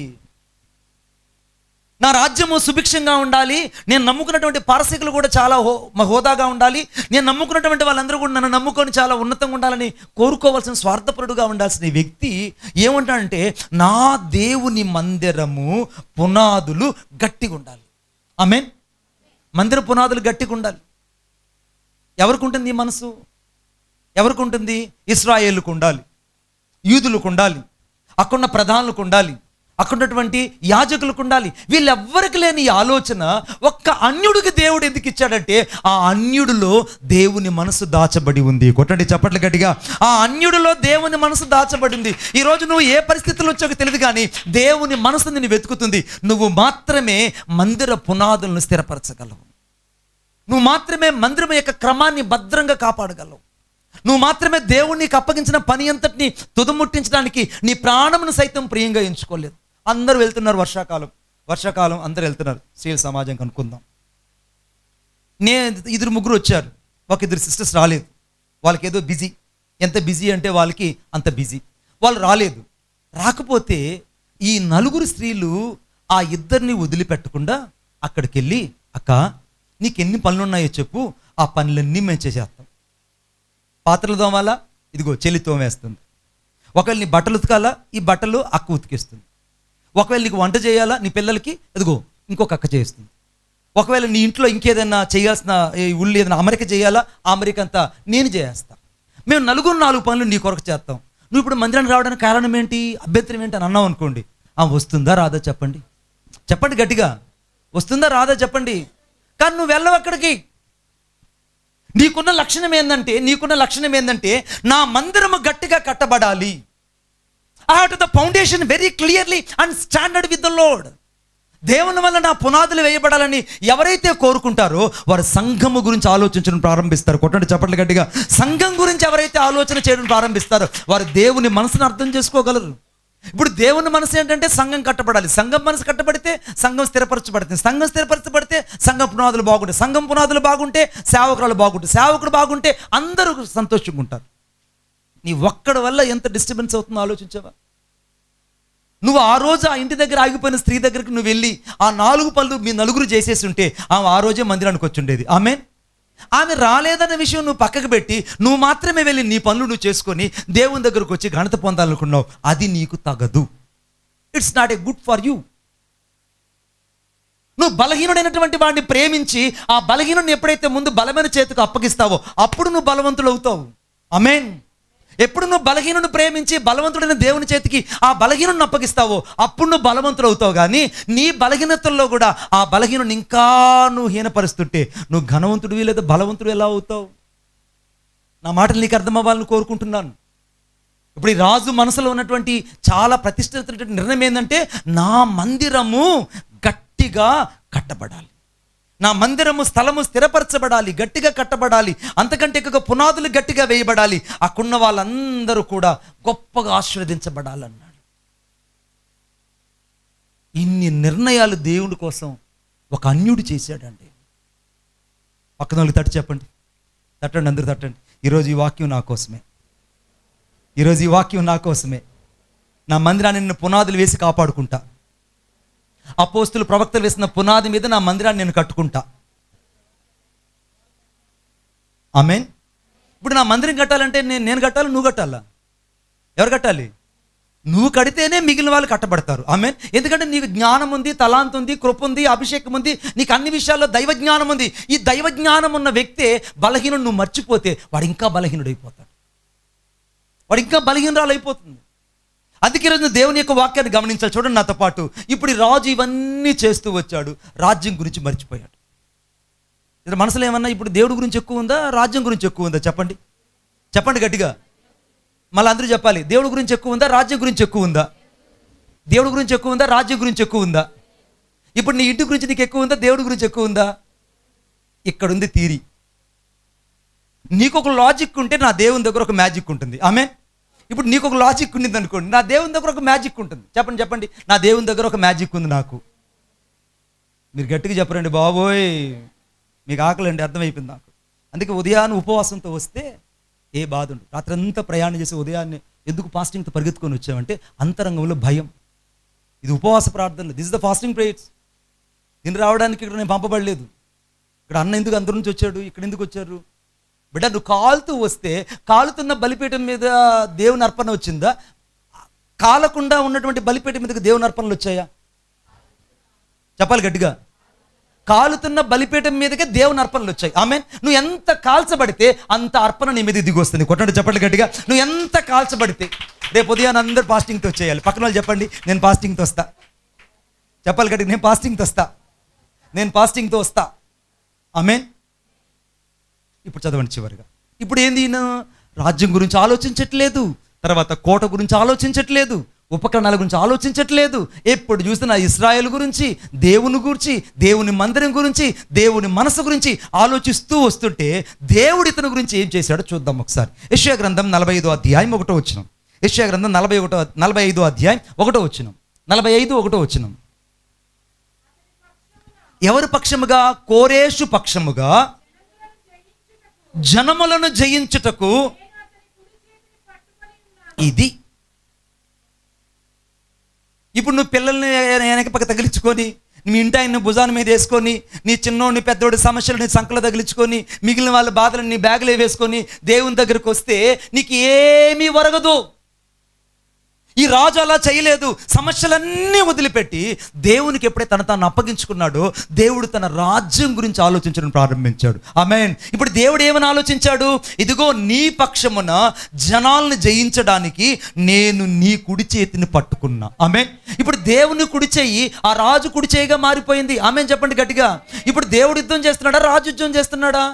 దేవుడు. ఇప్పుడు నీ సమస్యలు నువ్వు భరిస్తావా, దేవుడు భరించాలా? నీకన్నా బర్డన్స్ అన్ని నువ్వు మోస్తావా, దేవుడు మోయాలా? మరి దేవుడు మోస్తే దేవుని దగ్గర నువ్వు రాకుండా ఈ సమస్యలు పెట్టుకొని దేవుని దగ్గర ఎంత నష్టపోయావు నువ్వు?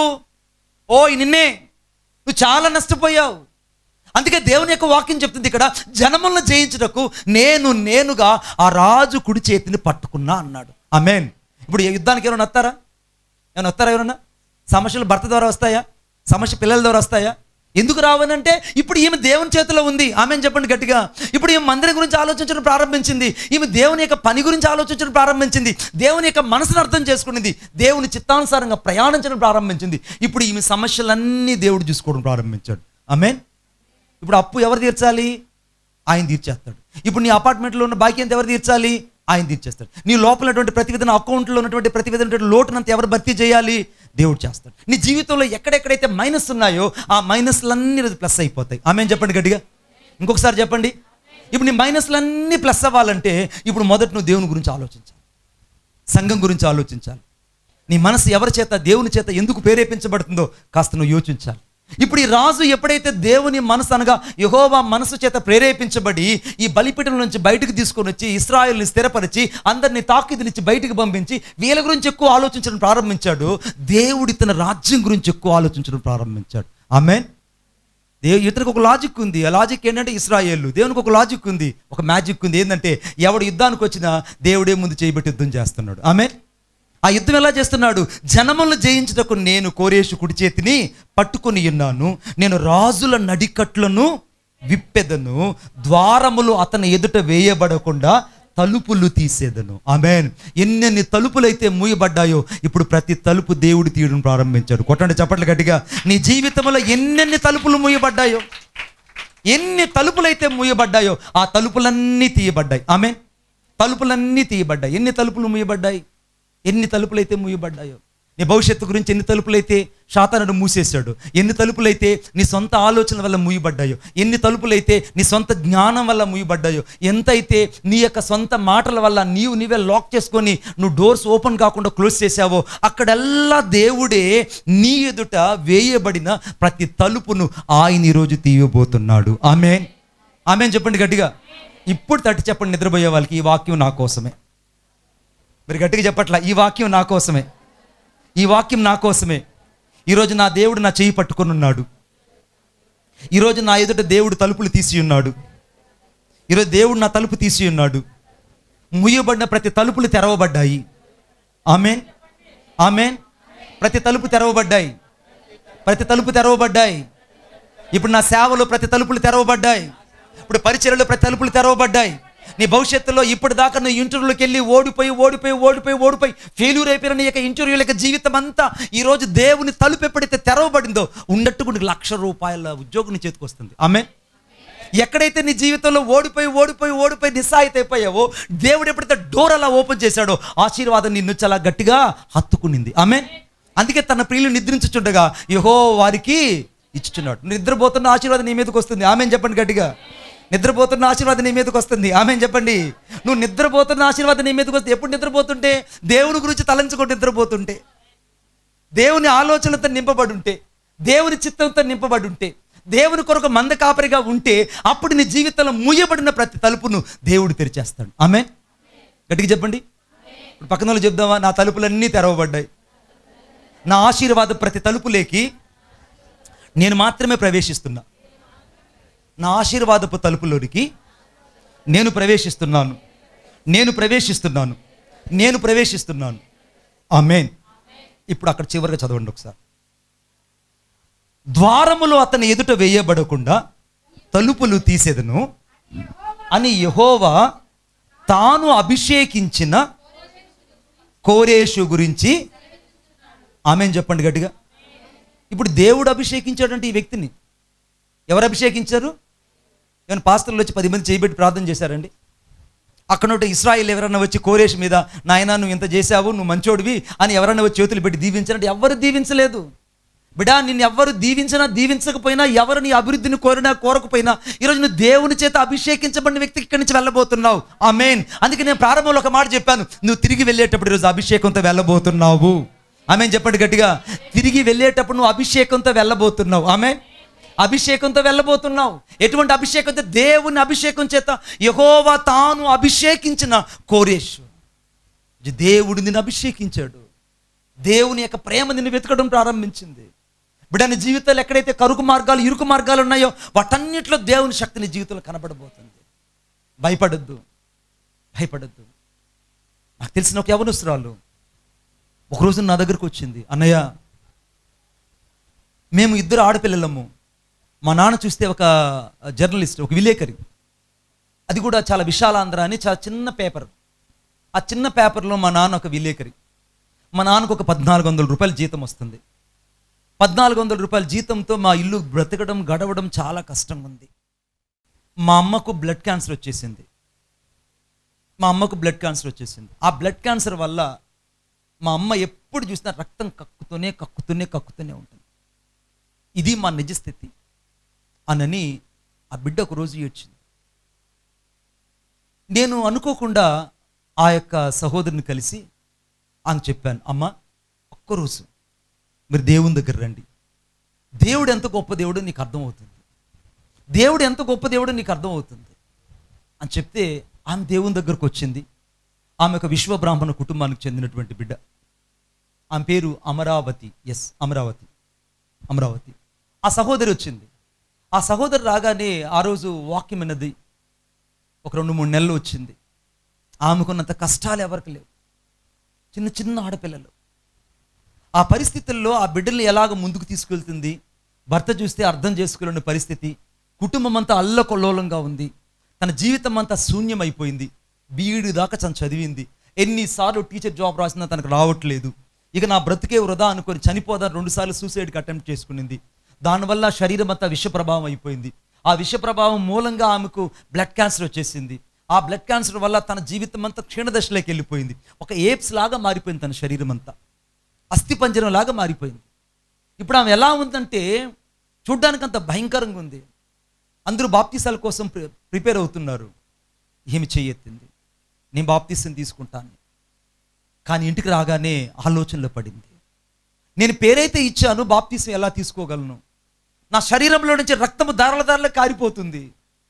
ఇప్పుడు నేను బాప్తీసం తీసుకుంటూ ఉంటే ఆ యొక్క బ్లడ్ అంతా నీళ్ళ మీద తేలితే నా పరిస్థితి ఏంటి? నేను తీసుకోవాలా వద్దా అని తన సందిగ్ధంలో పడిపోయింది. ఎందుకో దేవుడు ఆ మనసును ప్రేరేపించాడు.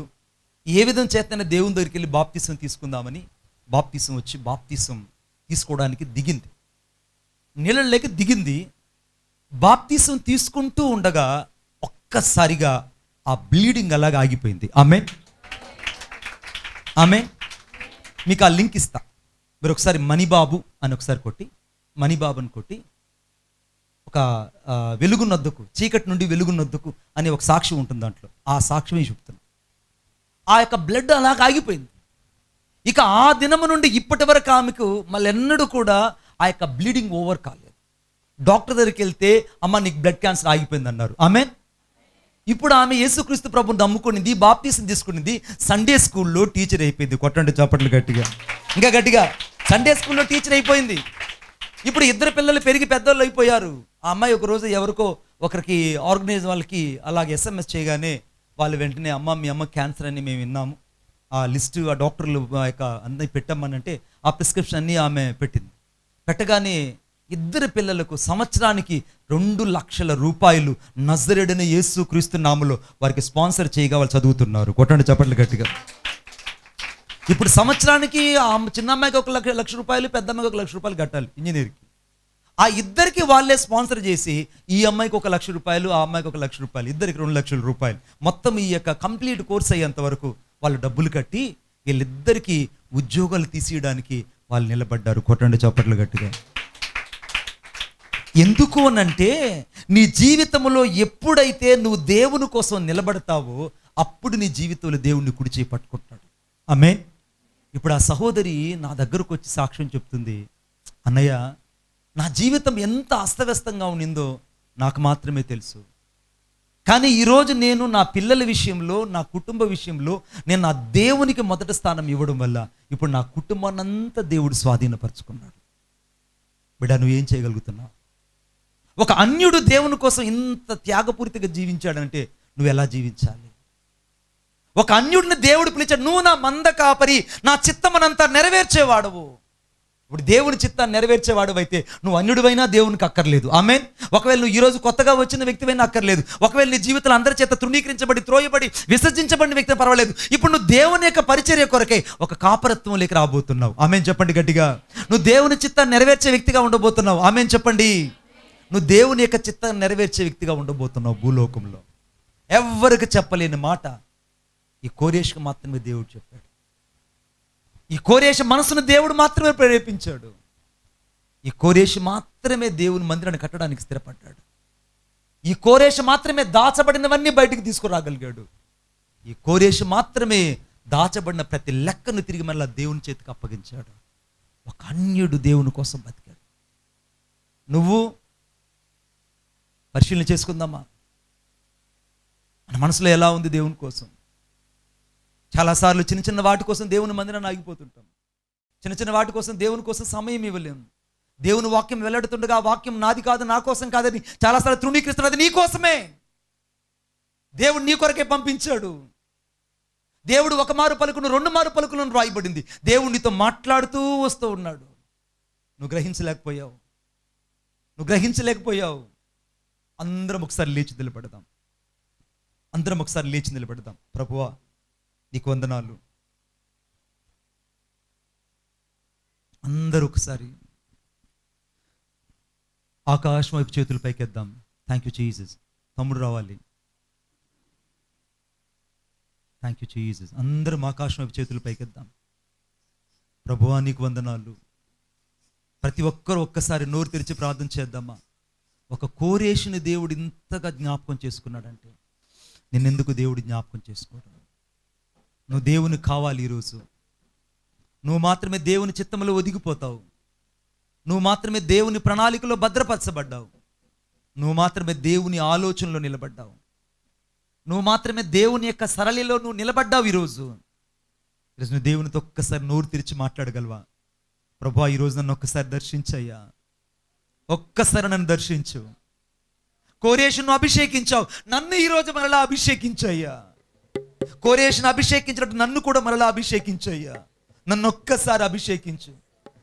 నా మంచి కోరేదేదో నీవే నాకు అనుగ్రహించు.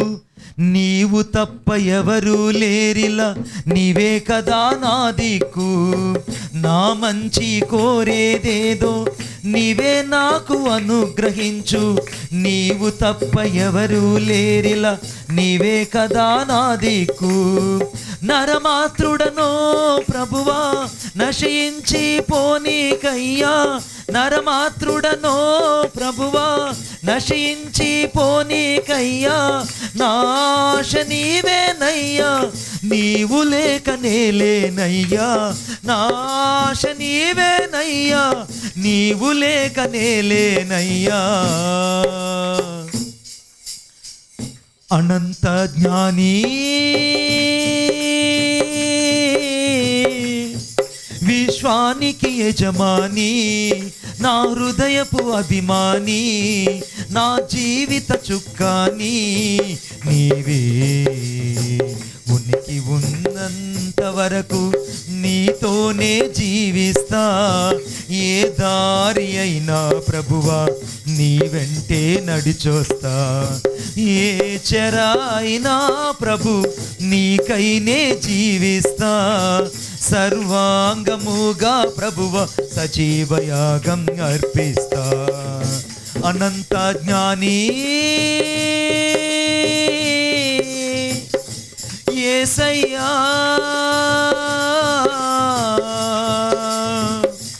యేసయ్యా. ఆకాశం అందరం చేతులెద్దాం అనిపిస్తుంది. ప్రభువా ఈ సమయంలో నన్ను ఒక్కసారి దర్శించు. ఈరోజు నాతో నువ్వు మాట్లాడావు.